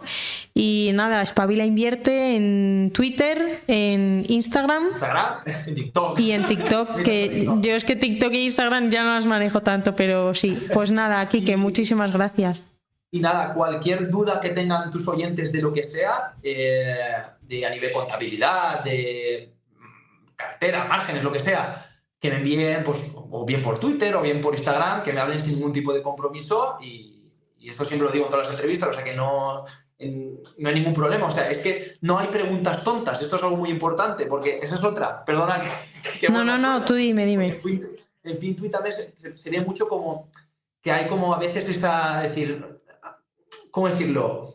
Como esta superioridad a veces. Bueno, a veces porque, sinceramente, a ver, la comunidad es bonita, las cosas como son, pero Sí. a veces te ven esas cosas. Entonces, nunca hay preguntas tontas. O sea, cualquier cosa, todos hemos pasado al principio por aprender. Cuando pasas por ahí, hay cosas que dices, pero es que no entiendo un pijo y parece súper fácil. Nada, o sea, cualquier pregunta de lo que sea, de cualquier índole, sin importar si crees que es tonta o no, sin ningún problema me la puedes hacer, y tanto a mí como a Marta, y lo resolveremos enseguida. Así que, eso. Pues nada, Quique, muchas gracias y estás invitado a volver cuando quieras. Un placer estar aquí. Ha sido un placer, de verdad. Muchas gracias a ti. Venga, hasta luego, chao. Hasta luego. Espera, no te vayas. Hasta aquí el episodio de hoy. Si te ha resultado útil, te invito a compartirlo con amigos y familiares para que también puedan beneficiarse de este conocimiento. No olvides darle a me gusta en la plataforma desde la cual me estés escuchando y suscribirte para no perderte futuros episodios. Tu apoyo me motiva a seguir creando contenido de calidad para acercar la educación financiera a todos de forma clara y directa. Déjame también un comentario para saber qué te ha parecido este episodio. Si tienes alguna pregunta o alguna sugerencia de alguna temática, no dudes en dejármela en comentarios. Estoy deseando leerte. Nos escuchamos en el próximo episodio.